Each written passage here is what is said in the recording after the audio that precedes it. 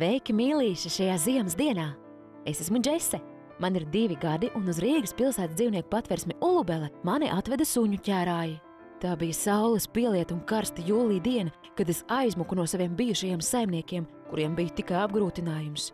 Tāpēc nolēmu doties plašajā pasaulē.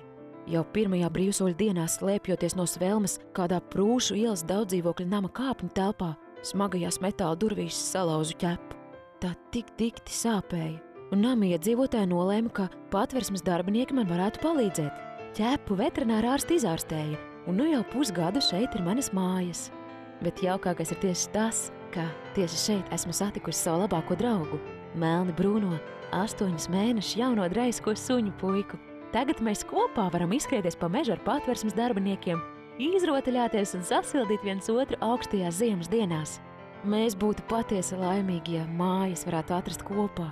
Mums ļoti patīk mācīties, un mēs apsolām, ka tevi, jaunais saimniek, noteikti nepievilsim. Mēs tevi gaidām.